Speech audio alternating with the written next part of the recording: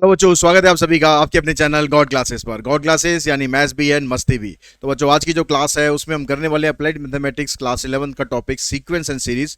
जो important examples की series चल रही है, तो आज इसके अंदर भी हम सीक्वेंस सीरीज के कुछ इंपॉर्टेंट एग्जांपल्स करने वाले हैं। ऐसे एग्जांपल्स जो हो सकता है कि आपको परेशान करते हो, जो हो सकता है कि आपके एग्जाम में भी आ जाए। तो बड़े ध्यान से इस वीडियो को देखेंगे, समझेंगे सारे एग्जांपल्स, और ये वीडियो देखने के बाद जो ट्रिकी क्वेश्चंस है, जो ट्रिकी एग्जांपल्स है, उनको करना भी आप अच्छे से सीख जाएंगे। तो आज की जो वीडियो है उसमें हम सिर्फ एग्जांपल्स लेंगे अर्थमेटिक प्रोग्रेशन के। अर्थमेटिक प्रोग्रेशन और उससे रिलेटेड अर्थमेटिक मीन, यानी जो ज्योमेट्रिक प्रोग्रेशन है उसका नेक्स्ट वीडियो में लेंगे, और अर्थमेटिक प्रोग्रेशन का जो भी है वो आज ये इसी वीडियो के अंदर हम सारे इंपॉर्टेंट एग्जांपल्स करने वाले हैं। और इन एग्जांपल्स के अलावा मैं आपको बता दूं कि अगर आप गॉड क्लासेस का पेड बैच ज्वाइन करना चाहते हैं विश्वास 3.0 नाम से, तो वो बैच चल रहा है जिसके अंदर आपको हर एक चैप्टर को डिटेल में एक्सप्लेन किया जाता है, डिटेल में बेसिक कंसेप्ट डिस्कस किए जाते हैं। क्योंकि जो बेसिक कंसेप्ट्स है वही मैथ्स में पावर है। अगर वो आपको अच्छे से आता है तो आप किसी भी क्वेश्चन को क्रैक कर सकते हैं। ठीक है, और उसके अंदर हम साथ साथ आपका जो टेस्ट भी लेते हैं चैप्टर के वाइज, चैप्टर के हिसाब से। जब चैप्टर कंप्लीट हो जाता है उसके टेस्ट भी लेते हैं, मतलब आपकी कंप्लीट प्रिपरेशन वहाँ पर आप कराई जाती है। तो वो बैच आप ज्वाइन कर सकते हैं विश्वास 3.0, उसका लिंक डिस्क्रिप्शन बॉक्स में दिया गया है, जहाँ पर आप जाके उस कोर्स को परचेज कर सकते हैं, चाहे ऐप के थ्रू करें या वेब के थ्रू करें।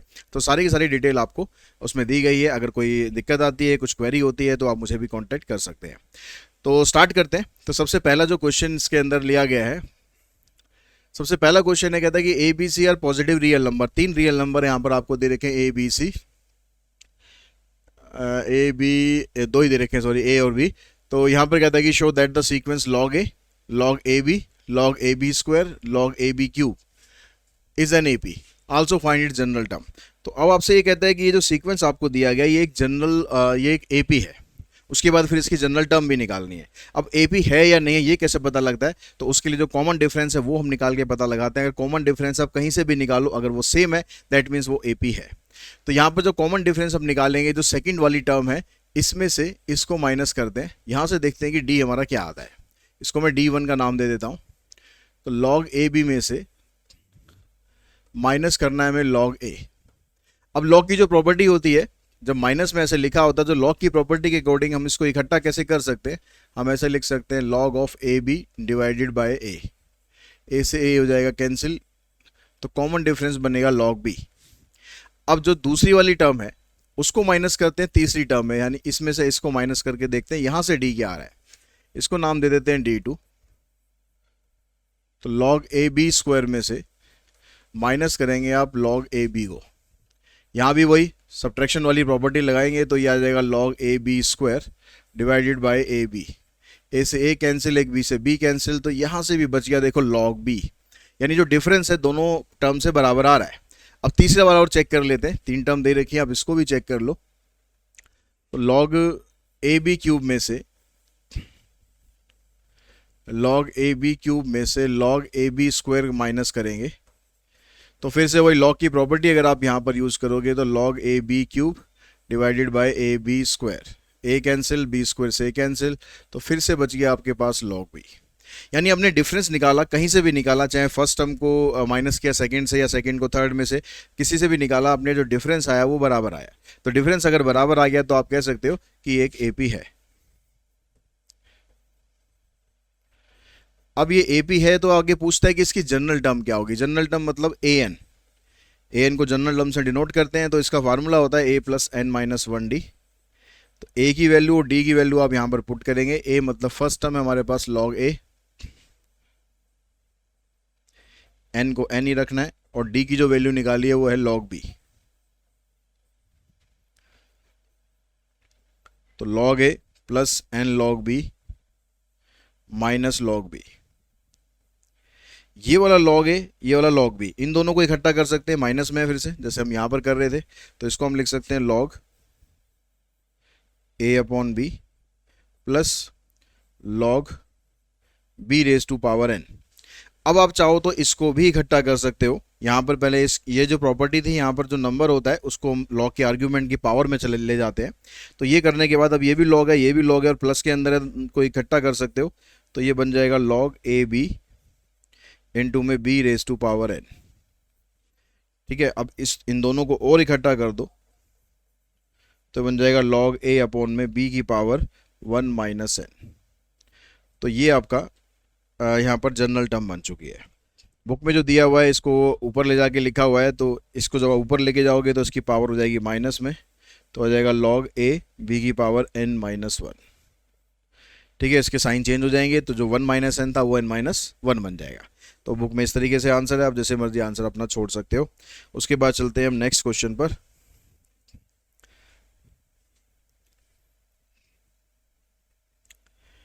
देखिए नेक्स्ट क्वेश्चन में कहता है कि find the number of identical terms in the two sequence. ये दो सीक्वेंस है, एक ये सीक्वेंस है, एक ये सीक्वेंस है। इसके अंदर पूछ रहा है कि कितनी टर्म ऐसी जो आइडेंटिकल है, सेम टर्म है। ठीक है, नंबर नहीं, मतलब उनकी जो वैल्यू है वो सेम है। जैसे यहाँ पर मान लो इस सीक्वेंस के अंदर 3 है, 7 है, 11 है, 15 के बाद 19 आएगा, 19 के बाद 23 आएगा। तो 23 देखो यहाँ पर भी आ रहा है, तो 23 दोनों में सेम आ रहा है, मतलब एक सेम टर्म आ गई, आइडेंटिकल टर्म आ गई। तो इस तरीके से कितनी आइडेंटिकल टर्म इसके अंदर आ सकती हैं अगर इस सीक्वेंस को आप 709 तक लेके जाओगे और इस सीक्वेंस को 367 तक लेके जाओगे। तो पहले तुम क्या करते हैं, दोनों जो एपी अलग अलग आपको दे रखी है उनका पहले हम डी निकाल लेते हैं कि डी इनका क्या क्या आ रहा है। ए तो यहाँ पर दिख ही रहा है आपको, ये ए हो गया इसका।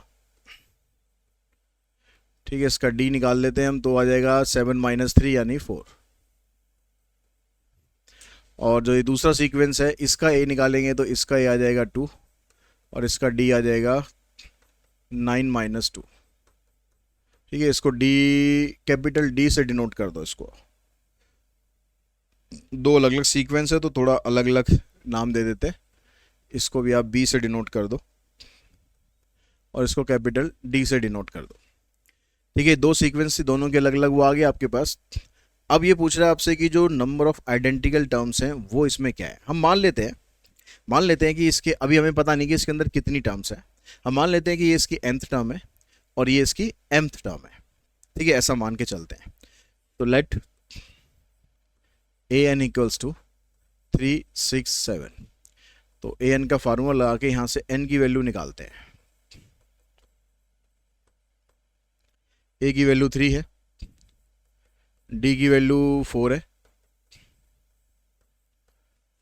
तो 3 को उधर ले जाओगे। 3, 6, 7 डिवाइडेड बाय 3 और -3, तो ये हो जाएगा n-1 इंटू 4 इक्वल्स टू 3, 6, 4। 4 से आप इसको कैंसिल कर देना, तो n की वैल्यू आ जाएगी 92। यानी इस सीक्वेंस के अंदर 92 टर्म्स है। ऐसे ही सीक्वेंस के अंदर चेक करो कितनी टर्म है। इसमें आप मान लो कि ये वाली जो टर्म है ए एम है, तो यहाँ से हम इसकी वैल्यू निकालते हैं a plus m-1d equals to 709। तो a की वैल्यू आ गई 2, d इसका था कितना 7, इस 2 को उधर ले जाके माइनस कर देंगे तो आ जाएगा 707। इस 7 से इसको कैंसिल करा, इसको उधर लेके जाएंगे तो m आ जाएगा यहाँ पर 102। मतलब हमारे पास m की और n की वैल्यू आ चुकी है। m की वैल्यू 92 है और m की वैल्यू 102 है। यानी इसके अंदर 92 टर्म्स है और इसके अंदर 102 टर्म्स है। अब हमें ये पता करना है कि दोनों के अंदर जो आइडेंटिकल टर्म्स हैं वो कितनी है। तो हम ये मान के चलते हैं कि इसके अंदर जो आइडेंटिकल टर्म है और जो इसके अंदर आइडेंटिकल टर्म है वो pth नंबर पे आती है और इसके अंदर qth नंबर पर आती है। जैसे फॉर एग्जांपल अगर मैं सीक्वेंस को आगे बढ़ा रहा हूँ तो क्या आएगा, 19 आएगा, 19 के बाद 23 आएगा। तो 23 यहाँ पर इस सीक्वेंस में चौथे नंबर पर है और 23 यहाँ पर फोर्थ नंबर पर, यहाँ पर सॉरी 6th नंबर पर और यहाँ पर 4th नंबर पर है। तो इसका मतलब ये हुआ कि जैसे मैं आपको बता रहा हूँ कि भाई pth नंबर और qth नंबर पे हम दोनों इक्वल टर्म्स लेके चलते हैं। अब यहाँ पर हमें पता तो नहीं ना सारी की टर्म्स कौन से नंबर पे होंगी, तो हम ये मान के चलते हैं कि जो यहाँ पर pth नंबर पर है वो यहाँ पर qth नंबर पर है, उन दोनों की वैल्यू आपस में इक्वल है। जैसे यहाँ पर 6th, यहाँ पर 4th, और उनकी वैल्यू कितनी है, 23 है। ठीक है, तो हम मान के चलते हैं कि let pth term of first AP is identical to second qth term of second AP। तो इसकी जब pth टर्म आप निकालोगे तो फार्मूला हो गया a plus p minus 1d और इसकी qth टर्म आ जाएगी a की जगह यहाँ पर हम ले रहे हैं b, तो b plus q minus 1d, D भी यहाँ पर कैपिटल। तो a की वैल्यू पुट करेंगे, आ जाएगी 3, d की वैल्यू यहाँ पर है 4, b की वैल्यू है 2 और यहाँ पर d की वैल्यू है 7। इसको सिंप्लीफाई करते हैं कि यहाँ पर आगे ब्रैकेट खोलने के बाद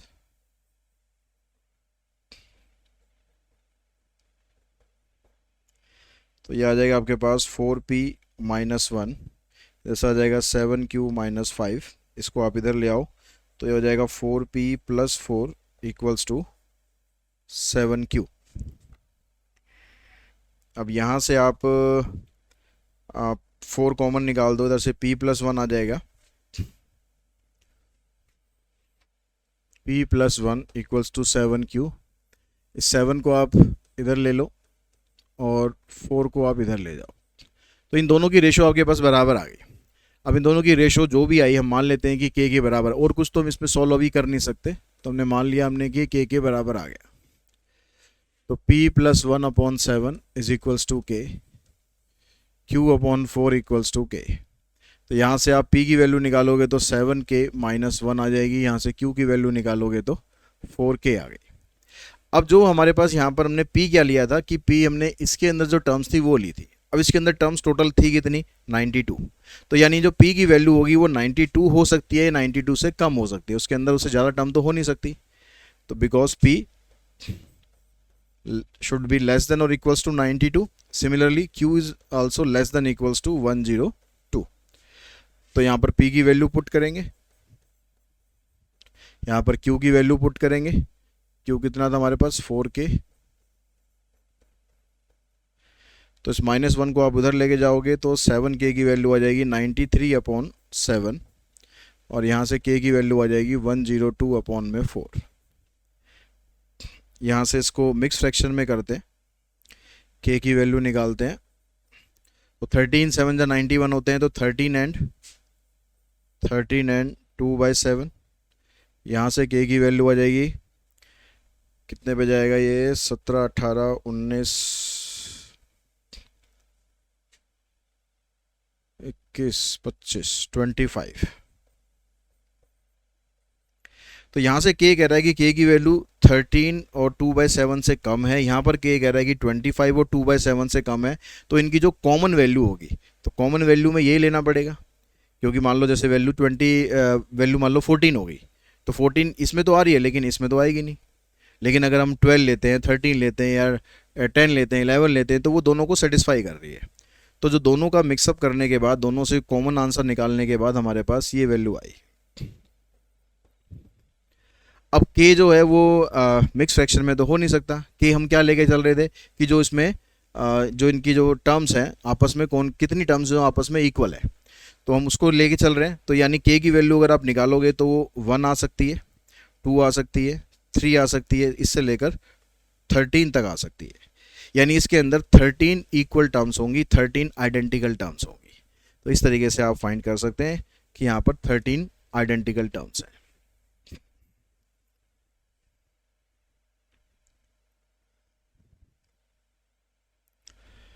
which term of the sequence is the first negative term. इस सीक्वेंस की कौन सी ऐसी टर्म है जो उसकी पहली नेगेटिव टर्म आएगी। ठीक है, इस सीक्वेंस की पहली टर्म कौन सी है जो उसकी नेगेटिव टर्म आएगी। तो हम क्या करते हैं कि हम पहले इसका an निकालते हैं। ठीक है, हम इसका पहले an निकाल लेते हैं। तो उसके लिए a आपके पास 25 है, d निकालोगे तो आप 24 एंड 1/4 में से 25 को माइनस करोगे तो ये आ जाएगा आपके पास 96 प्लस 1 97, 97 अपॉन में 4, 25 100 में से माइनस करोगे तो -3/4, ये d आ गया। अब पहले मैं इसका an निकाल लेता हूँ कि an की जो वैल्यू है वो क्या होगी। a 25 है, n आपको पता नहीं है अभी, d इसका -3/4 आ गया,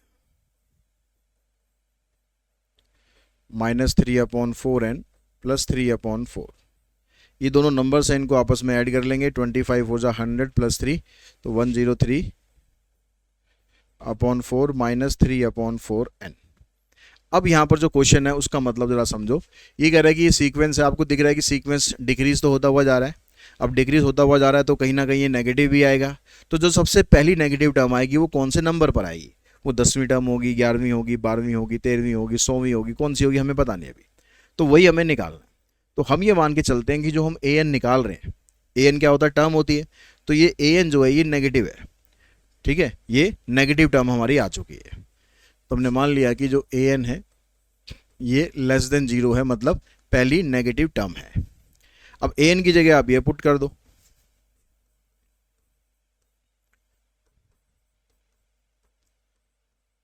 इसको आप इधर ले जाओ,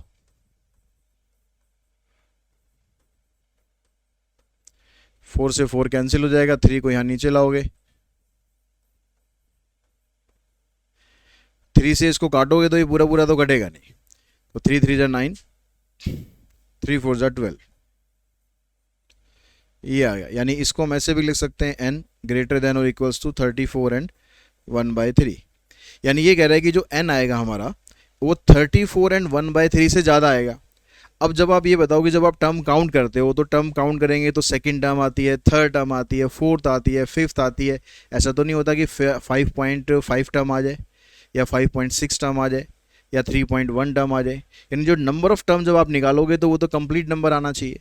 तो जब आप ये कह रहा है यहाँ पर कि n की जो वैल्यू वो 34 से ज़्यादा है, 34 एंड 1/3 से ज़्यादा है, तो इसका मतलब 34 तो हो नहीं सकती, यानी 35th टर्म आएगी।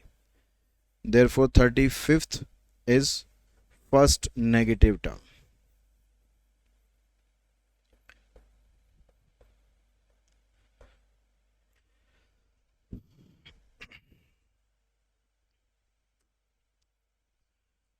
उसके बाद नेक्स्ट जो क्वेश्चन है उसमें आपको करना है प्रूव। कह रहा है कि p times the pth term, p times the pth term, q times the qth term, then show that p plus q terms is 0।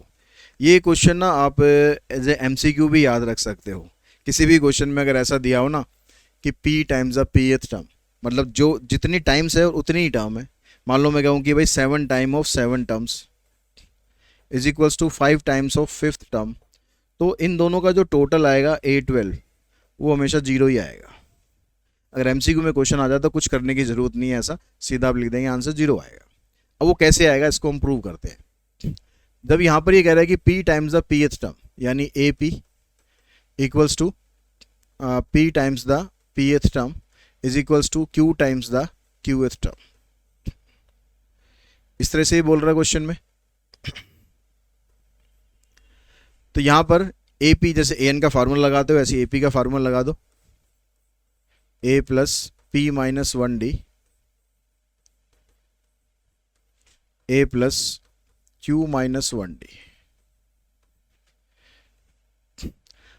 इसको इससे मल्टीप्लाई कर दो pa, इसको इससे मल्टीप्लाई करेंगे तो p square minus p into में d, ऐसे यहाँ कर दो a q square minus q into में d। जो a वाली टर्म्स हैं उनको अलग कर दो, जो d वाली टर्म्स हैं उनको अलग कर दो। इसको इधर ले आते हैं, या सभी को एक ही तरफ इकट्ठा कर दो तो भी कोई दिक्कत नहीं। इसको p स्क्वायर माइनस p, इसको इधर लाते हैं तो माइनस हो जाएगा, ये इधर आ गया 0। इन दोनों में से आप a कॉमन निकाल दो, p माइनस क्यू आ गया। यहां से आप क्या करो, देखो इसमें भी d है इसमें भी d है, तो इन दोनों को आप इकट्ठा करो। ब्रैकेट के बाहर माइनस है तो इस वजह से ये क्यू स्क्वायर माइनस हो जाएगा, ये प्लस हो जाएगा। d दोनों में कॉमन था वो हमने यहां लिख दिया। इसको अभी कुछ नहीं करना, यहां से ये p स्क्वायर और q स्क्वायर इन दोनों को आप इकट्ठा लिखो और इन दोनों को इकट्ठा लिखो, लेकिन माइनस साइन कॉमन निकाल कर, ताकि p प्लस हो जाए q माइनस हो जाए। हम सेम पैटर्न बनाने की कोशिश कर रहे हैं। यहाँ p माइनस क्यू है, यहाँ p माइनस क्यू आ गया, यहाँ पर p माइनस क्यू आ जाएगा। हम आइडेंटिटी जब लगाएंगे तो वो आपका कॉमन निकल जाएगा। ये p minus Q p plus Q identity बन गई।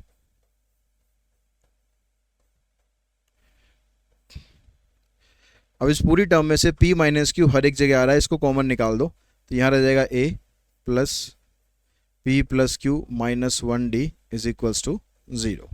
ये आपके पास वैल्यू आ गई। अब ये कह रहा है कि आपको शो करना है कि जो p प्लस क्यू टर्म है वो अब 0 के बराबर है। अब ये जो हमारे पास बना है फार्मूला, ये p प्लस क्यू टर्म ही तो बन गई। p प्लस क्यू किसकी जगह काम कर रहा है, n की जगह कर रहा है। तो an का फार्मूला क्या था, a plus n minus 1d। तो n की जगह क्या लिख देंगे, p प्लस क्यू, यानी a p plus q is equals to 0। इस तरीके से आप इसको प्रूव करोगे और इसका जो रिजल्ट, जैसे मैंने पहले बताया, अगर एमसीक्यू क्वेश्चन में आता है तो इसका रिजल्ट आप डायरेक्टली यूज कर देना, सीधा आंसर लिख देना 0।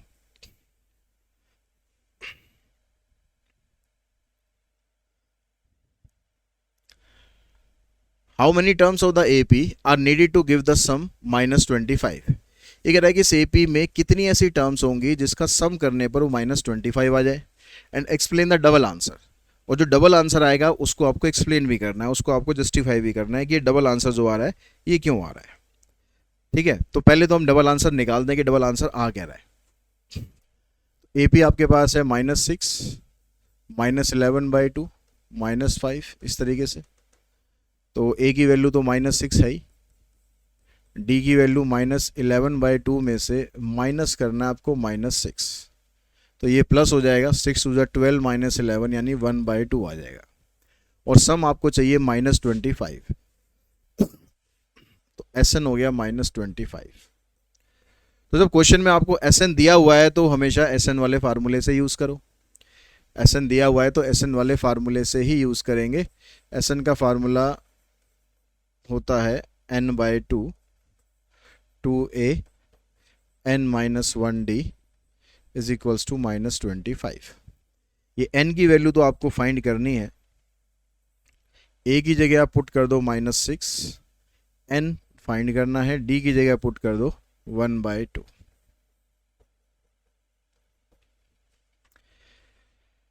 ये वाला 2 क्रॉस मल्टीप्लाई करके इधर ले जाओ, अंदर आ गया -12, इसको इससे मल्टीप्लाई करेंगे हाफ n माइनस हाफ, इधर हो जाएगा -50। -12 और माइनस हाफ इन दोनों को सॉल्व करोगे तो आ जाएगा -25/2।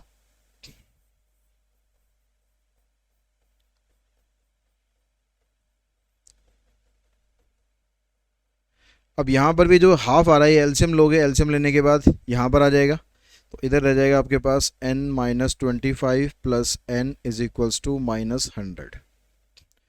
n को इन दोनों से मल्टीप्लाई कर लो, -25n प्लस n स्क्वायर, और 100 को इधर ले आओ प्लस 100। तो ये आपके पास एक क्वाड्रेटिक इक्वेशन बन गई। इसको स्टैंडर्ड फॉर्मेट में लिख लेते हैं, n स्क्वायर -25n प्लस 100। अब 100 के आपको फैक्टर करने दो जिसको ऐड करने पर 25 आ जाए, तो सीधा एक 20 हो गया और एक 5 आ गया, n-20 n-5। तो n की वैल्यू 20 भी हो सकती है और n की वैल्यू 5 भी हो सकती है। तो हमारे पास ये डबल आंसर आ गया, n की वैल्यू 20 आ गई और n की वैल्यू 5 आ गई, और दोनों वैल्यू पॉजिटिव है तो दोनों ही वैल्यू वैलिड है। अब आपको डबल आंसर एक्सप्लेन करना है, तो इसमें से जो छोटी वैल्यू है वो हमारे पास क्या है, 5 है, यानी जो sum of first 5 terms, sum of first 5 term is -25। अब ये कह रहा है कि जो सम ऑफ 20 टर्म है वो भी -25 है, तो ऐसा पॉसिबल कब होगा। अगर मैं टर्म लेता हूँ 1 से लेकर मान लो 5 तक, और मैं कह रहा हूँ कि इनका सम जो है वो -25 आ रहा है, फिर उसके बाद 6 से लेकर 20 तक टर्म और हो गई। अब ये कह रहा है कि इन सब का सम भी -25 आ रहा है, तो इसका मतलब क्या हुआ, जब इसका सम 25 आ रहा है तो इसका मतलब ये हुआ कि इनका सम 0 के बराबर आएगा। इसमें से कुछ टर्म पॉजिटिव होंगी, कुछ नेगेटिव होंगी, तो उन सबका सम करोगे तो वो 0 के बराबर हो ही जाएगा। ठीक है, तो इसका मतलब ये हुआ and sum of from 6th term to 20th term is 0। इसलिए अगर 20 टर्म को हम इंक्लूड करेंगे तो उसका सम भी -25 आ रहा है। तो इस तरह से आप डबल आंसर को एक्सप्लेन कर देंगे। ठीक है,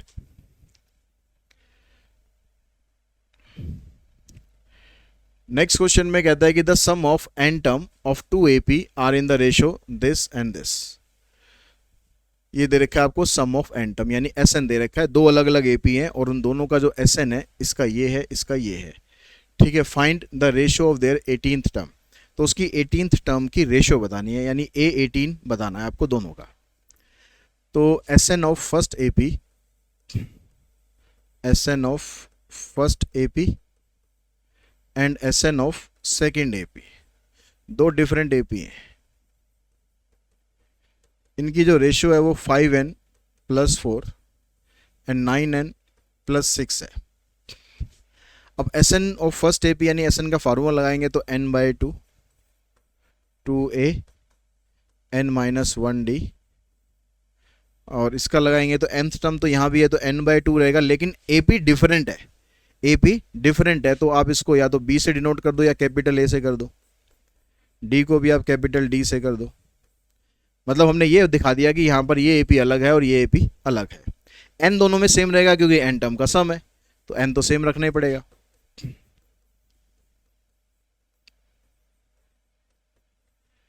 इस n/2 से ही हो जाएगा कैंसिल। अब आपको ये यहाँ पर क्या लेकर आना है, ये कह रहा है कि find the ratio of their 18th term. 18th term का मतलब हो गया, जब 18th टर्म आप लिखते हैं तो उसको ऐसे लिखा जाता है a + 17d, यानी यहाँ पर एक तो मुझे a चाहिए, 2 नहीं चाहिए साथ में, और यहाँ पर 17d चाहिए, दोनों में, इसमें भी और इसमें भी, तभी दोनों की 17 टर्म बनेगी। तो यहाँ पर अगर आपको ये 2 नहीं चाहिए तो इस 2 को निकाल दो कॉमन, तो ये 2 कॉमन निकला तो यहाँ रह गया a। अब 2 कॉमन निकालेंगे, ये तो लोचा हो रहा है, 2 यहाँ पर तो है नहीं, तो ऐसे केसेस में जब आप कॉमन निकालते हो तो जिसमें वो चीज़ कॉमन नहीं है वो डिवाइड में आ जाती है, इस तरीके से। सेम काम यहाँ पर हो जाएगा,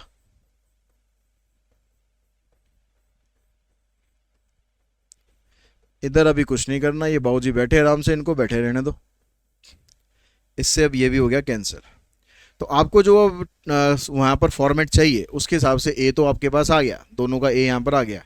अब ये जो यहाँ पर लिखा हुआ है ना, ये ब्रैकेट के अंदर ये लिखा जो हुआ है n-1/2, आपको इसकी जगह 17 चाहिए। तो हम क्या करते हैं, हम पुट कर देते हैं n-1/2 = 17, और यहाँ से n की वैल्यू निकालेंगे तो ये आ जाएगा 17 2 × 34, और 1 को इधर ले जाएंगे तो n की वैल्यू आएगी 35। यानी आपको क्या करना है, इस सीक्वेंस के अंदर आपको n की जगह 35 पुट कर देना है। तो उससे क्या होगा, उससे ये होगा कि a प्लस, यहाँ तो आप सीधा 17 लिख दो क्योंकि 17 पुट करके तो n की वैल्यू ये निकाली है, तो a + 17d, और नीचे आ जाएगा a + 17d। यहाँ पर n आ रहा है, n की जगह पर 35 पुट कर देंगे, तो 5 × 35 + 4, 9 × 35 + 6, ये आपके पास 18th टर्म आ गई, 18th term of first AP. ये हो गई हमारे पास 18th term of second AP. यहाँ आ गया 5 × 5 = 25, 5 × 3 = 15 और 2 17 + 4, तो ये बनेगा आपके पास 179/321। ये रेशो आ जाएगी आपके पास। अगर ये कैंसिल हो सकता हो कुछ तो कैंसिल कर देना, नहीं हो सकता तो यही हमारा आंसर है, 179/321, यही हमारा आंसर है। देखिए इस क्वेश्चन में कहता है कि prove that ABC are in AP if and only if this are in AP। अगर ये 3 टर्म AP में है, 1/BC, 1/CA, 1/AB are in AP, तो जब ये 3 टर्म AP के अंदर दे रखी है तो आप D वाला कंसेप्ट भी लगा सकते हो कि अगर डिफरेंस आप निकालोगे यहाँ से तो डिफरेंस भी बराबर आएगा। लेकिन इसको करने का सिंपल तरीका क्या है, अगर 3 टर्म्स कभी भी AP में है और उसको आप किसी भी सेम टर्म से मल्टीप्लाई कर दो तो भी वो AP में रहेगी। जैसे मान लो अगर हम लिखते हैं 2 4 6, ये AP में है, अगर मैं इसको मल्टीप्लाई कर दूँ 7 से, 7 × 2 = 14, 7 4 28, 7 6 42। तो यहाँ से आप देखोगे 14 का ही डिफरेंस आएगा, यहाँ से भी आप देखोगे 14 का ही डिफरेंस आएगा, तो ये एपी में ही रहेगी। तो वही काम हम यहाँ पर करते हैं। इसका आसान तरीका ये रहेगा कि हम इन तीनों को मल्टीप्लाई कर देते हैं ए बी सी से।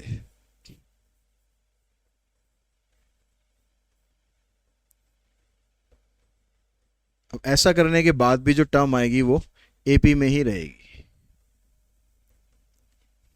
अब आप यहाँ से बी सी से बी सी कैंसिल कर दो, सी ए से सी ए कैंसिल कर दो, ए बी से ए बी कैंसिल कर दो, बचेगा क्या, A B C are in A P.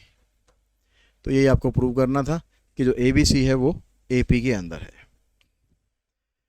उसके बाद आ जाओ नेक्स्ट क्वेश्चन पर। यहाँ पर कह रहा है आपसे कि 1/b plus c, 1/c plus a, 1/a plus b are in A P, ये ए पी के अंदर है। प्रूव करना है कि ये भी ए पी के अंदर होंगे। तो ये जो तीन टर्म है आपको ए पी में दे रखी है।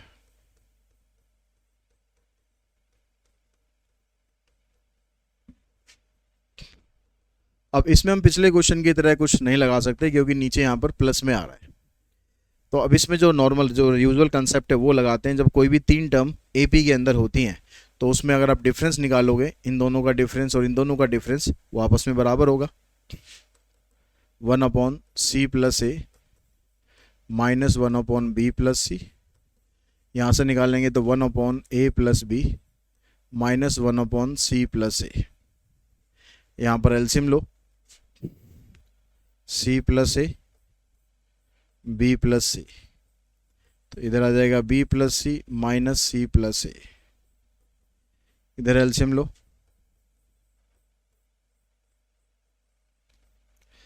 c plus a minus a plus b.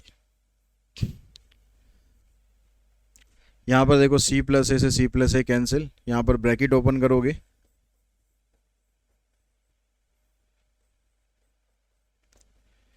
यहाँ ब्रैकेट ओपन होगी, इधर इससे ये कैंसिल हो जाएगा, यहाँ से ये कैंसिल, तो यहाँ बचा b माइनस ए अपॉन में b प्लस सी, इधर से आ गया c माइनस बी अपॉन में a प्लस बी। अब आपको प्रूव क्या करना है कि जो a square b square c square ये AP के अंदर है। तो ये प्रूव करने के लिए आपको एक्चुअली में चाहिए क्या, अगर हम इसको AP में मान के चल रहे हैं तो इसमें से इसको माइनस करोगे आप और इसमें से इसको माइनस करोगे,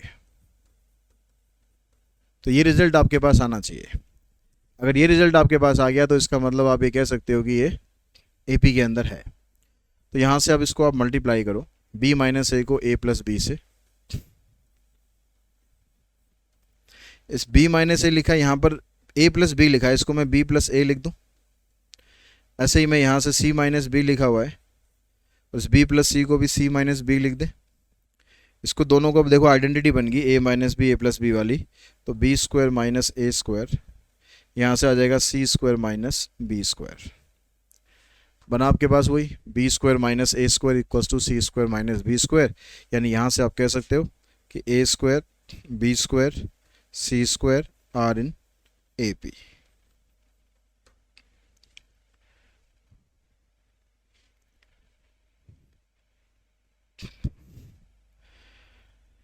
नेक्स्ट क्वेश्चन देखो, ये बड़ा इंटरेस्टिंग क्वेश्चन है। कहता है कि 150 worker were engage to finish a job in certain number of days. कुछ काम है, उस काम को ख़त्म करने के लिए कुछ वर्कर्स की ज़रूरत है और वो काम हमारा 150 वर्कर्स की ज़रूरत है उस काम को कुछ दिनों में ख़त्म करने के लिए। तो फिर आगे कहता है कि 4 workers drop down on the second day. अब लेकिन जो ठेकेदार है वो थोड़ा सा निकम्मा है, थोड़ा सा गड़बड़ है, तो उसकी वजह से वर्कर थोड़े से परेशान है। तो अगले दिन जैसे काम स्टार्ट होता है, पहले दिन तो वर्कर पूरे 150 काम कर रहे हैं, लेकिन जब रवैया देखते हैं ठेकेदार का भैया तो गड़बड़ है, तो अगले दिन 4 वर्कर्स छोड़ के चले जाते हैं। अब वो 4 वर्कर्स छोड़ने का इम्पैक्ट ये होता है कि पूरी टीम के अंदर थोड़ा सा गड़बड़ हो ही जाती है। अगले दिन फिर 4 वर्कर छोड़ के चले जाते हैं, अगले दिन फिर 4 वर्कर छोड़ के चले जाते हैं। इस तरह से हर रोज़ 4 वर्कर कम होते जा रहे हैं। अब ठेकेदार परेशान है क्योंकि वर्कर अगर कम होंगे तो नंबर ऑफ डेज बढ़ जाएंगे। अब उसने ठेका लिया था भाई मैं इतने दिनों में काम पूरा कर दूंगा, लेकिन उतने दिनों में काम पूरा नहीं हो रहा, तो उस पर पेनल्टी भी लग सकती है या कुछ और नुकसान भी हो सकता है। तो ये काम इस तरह से अगर वर्कर्स छोड़ के जाते हैं तो काम को ख़त्म होने में 8 दिन एक्स्ट्रा लग रहे हैं। It took 8 days more to finish the work. Find the number of days in which the work was completed. तो कितने दिनों के अंदर काम खत्म हुआ है ये आपको बताना है। तो हम मान के चलते हैं कि जो यूजुअल डे है, जो नॉर्मली लगने चाहिए थे, वो n नंबर ऑफ डेज है। Let number of usual days be n, और नंबर ऑफ वर्कर जो थे, नंबर ऑफ वर्कर ये थे 150। तो इस हिसाब से अगर हम देखते, अभी हम सिचुएशन ये लेके चल रहे हैं कि भाई 150 वर्कर पूरा काम कर रहे हैं और n दिनों के अंदर वो पूरा काम फिनिश कर देंगे। तो जो टोटल वर्क हमारा होगा वो कितना होगा, जितने लोग काम कर रहे हैं, जितने दिन काम कर रहे हैं, उनको आपस में कर देते हैं मल्टीप्लाई। तो 150n ये हमारा टोटल वर्क हो गया। लेकिन अब सिचुएशन ये नहीं है। सिचुएशन में क्या है, 4 वर्कर कम होते जा रहे हैं, दिन ब दिन कम होते जा रहे हैं। तो हमारे पास क्या बन गया, सीक्वेंस क्या बन रहा है कि पहले दिन तो 150 वर्कर हैं, दूसरे दिन 4 वर्कर कम हो गए, फिर 4 वर्कर कम हो गए, इस तरह से काम खत्म हो रहा है। अब जितने भी दिन लगने थे उससे 8 दिन एक्स्ट्रा लग रहे हैं। तो इस तरीके से सीक्वेंस चलेगा तो n+8 डेज तक काम चलेगा, यानी इसके अंदर n+8 टर्म्स हो गई। अब आप इसके हिसाब से SN निकालो, टोटल काम निकालो। हमने इसके हिसाब से तो टोटल काम ये निकाल लिया, अब इसके हिसाब से आप टोटल काम निकालो। तो A की वैल्यू यहाँ पर 150 है, D की वैल्यू -4 है। तो SN का जब फार्मूला लगाओगे आप, n/2 2A + n-1D, ये फार्मूला होता है। अब यहाँ पर लेकिन n नहीं है, n+8 है, तो यहाँ पर हम लगाएंगे n+8। A की जगह 150, n की जगह यहाँ पर भी n+8 और D की जगह -4।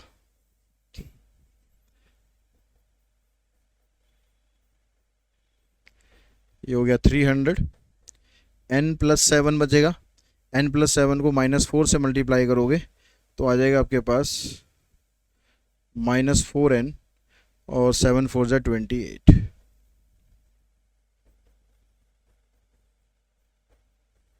थ्री 300 में से 28 माइनस कर दोगे 272 -4n। 2 यहाँ से कॉमन निकाल के ये वाला 2 ख़त्म करो,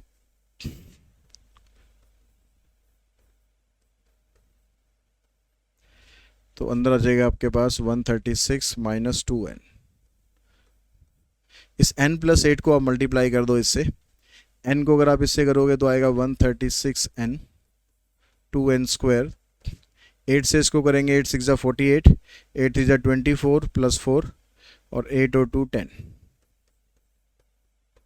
ये आपके पास टोटल काम आ गया। इसको और थोड़ा सा सिंप्लीफाई कर देते हैं, 16n आएगा खाली, तो -2n²। 136 में से 16n माइनस करोगे तो 120n हो गया +1088। तो इस सिचुएशन के हिसाब से अगर हम चलते हैं तो टोटल काम इतना बन रहा है, और जो नॉर्मल सिचुएशन थी उसके हिसाब से टोटल काम इतना हो रहा है।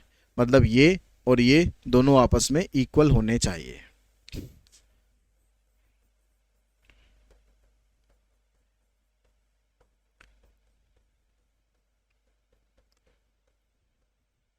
सबको एक तरफ इकट्ठा करो, 2n²।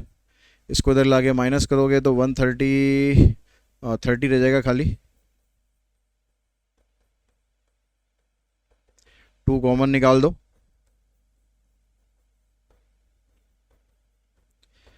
और 5 4 4 के फैक्टर करने हैं जिससे हमारे पास 15 आ जाए। तो 5 4 4 के फैक्टर जिससे 15 आ जाए, देखो क्या बनेंगे। 5 4 4 का अब ले लो एलसीएम,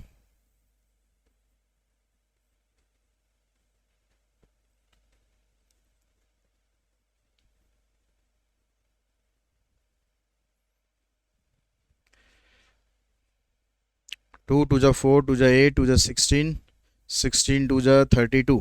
32 में से 17 माइनस करोगे तो 15 आ जाएगा। तो एक फैक्टर बनेगा 32, एक फैक्टर आ गया 17। तो यहाँ से n की वैल्यू -32 आएगी, ये तो पॉसिबल होगा नहीं n, तो n की वैल्यू बनी 17। तो number of days to finish the work. अब काम जो 17 डेज में ख़त्म होना था वो 17 डेज में नहीं हो रहा है, 8 दिन और एक्स्ट्रा लग रहे हैं, तो 25 डेज के अंदर काम ख़त्म हो रहा है। तो आंसर आएगा इसका 25।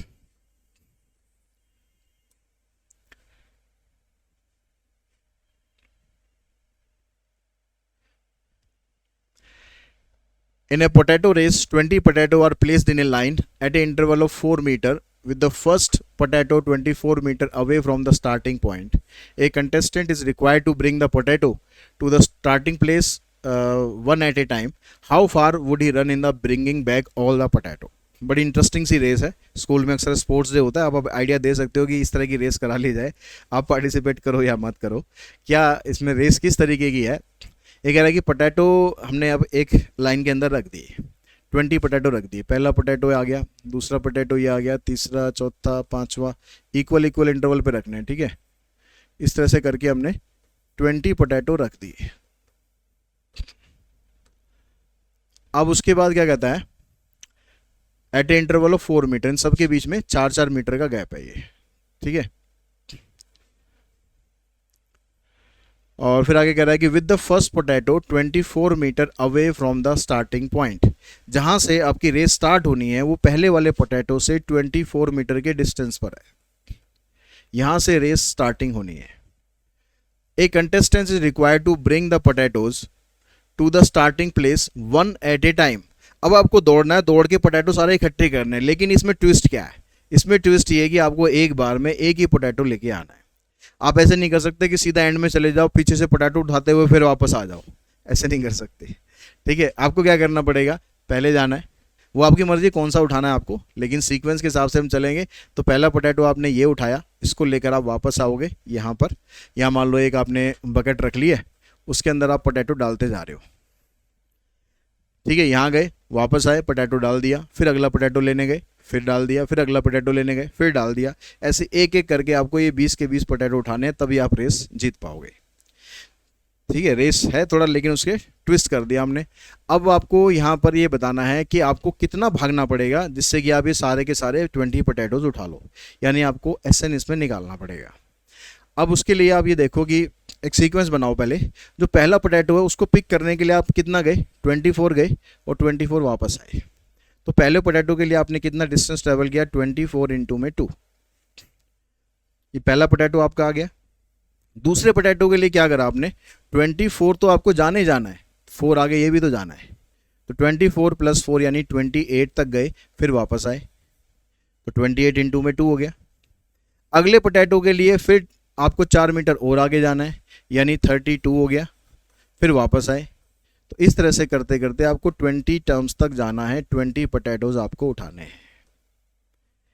अब यहाँ पर जो सीक्वेंस आपका बनेगा, ये मान लो 48 हो गया, ये 56 आ गया, ये 64 आ गया, इस तरीके से 20 टर्म्स आ गई। तो ये आपके पास एक AP बन गई है, इसमें A की वैल्यू 48 है और D निकालोगे आप, इसमें से इसको माइनस करके तो 8 आ जाएगा। अब आपको कितने पोटैटो हैं, 20, तो आपको S20 फाइंड करना है। फार्मूला लगाएंगे n/2 2a n-1 n2 में D, यहाँ 10 आ गया, 96, 19 8 जा 152, 6 2 8 9 5 14, इसको आप ऐड करोगे, मल्टीप्लाई करोगे, 2480 मीटर। तो इतना आपको ट्रैवल करना पड़ेगा अगर आपको ये 20 के 20 पोटैटो उठाने हैं, 2480 मीटर्स।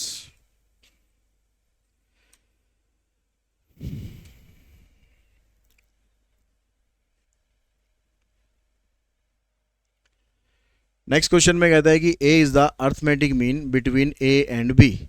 A अगर A और B का अर्थमेटिक मीन है तो इसका मतलब A की वैल्यू हो जाएगी A + B/2। आपको शो करना है कि ये वाली जो वैल्यू है इसके बराबर है, तो A + 2A A - B A + 2B = A - A। इसकी वैल्यू आपको 4 के बराबर प्रूव करनी है। तो बस दिखने में थोड़ा कॉम्प्लिकेटेड है, करने में आसान है। आपको सीधा यहाँ पर जो a है उसकी जगह ये वाली वैल्यू यहाँ पर डाल दो और इसको सिंप्लीफाई कर दो।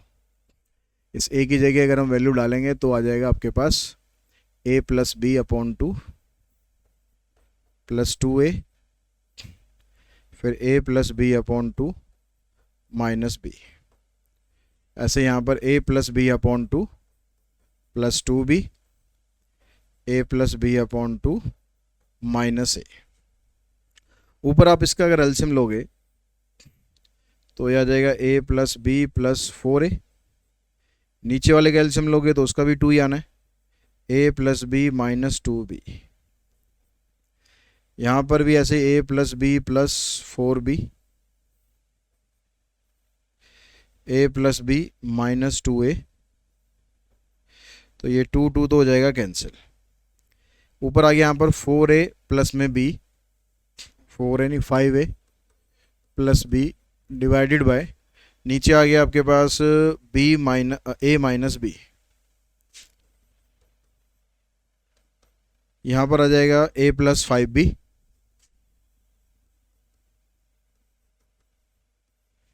और माइनस a प्लस b। अब यहाँ पर जो ये सेकंड वाली टर्म है इसमें डिनोमिनेटर में देखो माइनस a प्लस b है, यहाँ पर a माइनस b है, तो दोनों के साइन में डिफरेंस आ रहा है। तो हम क्या कर सकते हैं इन दोनों को एक जैसा बनाने के लिए कि यहाँ पर माइनस कॉमन निकाल दो। इन दोनों में से अगर आप माइनस कॉमन निकालोगे तो वो माइनस आप यहां लिख दो, तो उससे एक प्लस हो जाएगा और b माइनस हो जाएगा। ऐसा हमने क्यों किया, ताकि डिनोमिनेटर हमारा सेम बन जाए और एलसीएम ले लें हम इजीली। अब ऊपर भी आपके पास ये सेम ही बचेगा, यहाँ माइनस लग रहा है तो ये दोनों के लिए होता है। 5a में से a माइनस करोगे 4a, b में से इसको माइनस करोगे 4b, ऊपर से 4 कॉमन निकाल देना, ये कैंसिल, आंसर आ गया 4।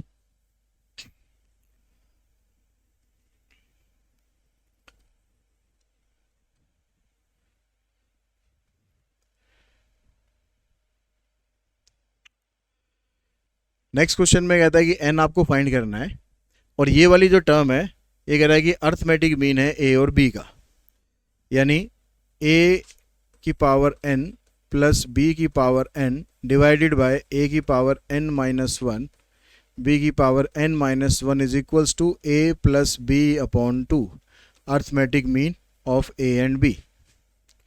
तो ये वाली वैल्यू इसके बराबर है। अब आपको यहाँ से n की वैल्यू फाइंड करनी है। तो आप क्या काम करो, पहला काम तो हम यही कर सकते हैं कि इसको क्रॉस मल्टीप्लाई कर सकते हैं। तो इस 2 को अगर इन दोनों से करोगे तो 2a की पावर n और 2b की पावर n हो गया। इसको जब आप इससे मल्टीप्लाई करोगे a की पावर n माइनस 1 को अगर हम a से मल्टीप्लाई करेंगे तो लॉज ऑफ एक्सपोनेंट लगाएंगे तो उसके हिसाब से यहाँ पर पावर 1 होती है, ये पावर और ये पावर माइनस वाली कैंसिल हो जाएगी, a की पावर n बचेगा। इसको जब आप इससे करोगे तो कुछ कैंसिल नहीं करना, सीधा है बस ऐसे कैसे उतार दो। इसको आप इससे मल्टीप्लाई करोगे तो आ जाएगा a b की पावर n माइनस 1 और इसको आप इससे करोगे तो आ जाएगा b की पावर n। अब जो a की पावर n यहाँ पर है, b की पावर n यहाँ पर है, इन दोनों को आप लेफ्ट में ले आओ क्योंकि लेफ्ट में भी आपको ऐसी टर्म दे रखी है। लाइक टर्म्स को इकट्ठा कर लो।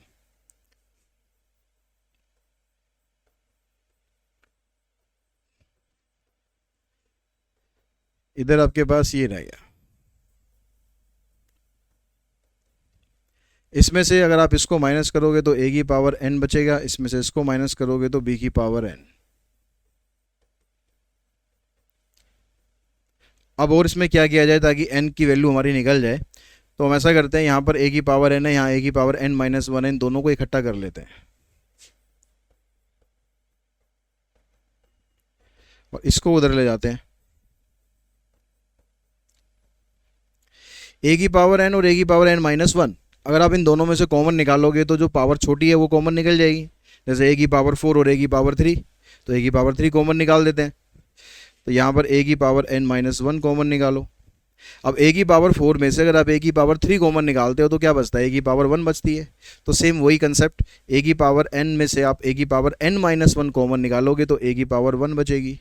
इधर से ये तो पूरा निकल ही गया, ये रह गया। सेम काम यहाँ पर करो, आप b की पावर n माइनस 1 कॉमन निकालो, इधर से ये बचा, ये दोनों ब्रैकेट आ रही हैं सेम, मल्टीप्लाई में कैंसिल कर सकते हो। अब आपके पास रह गया a की power n minus 1 equals to b की पावर n माइनस 1।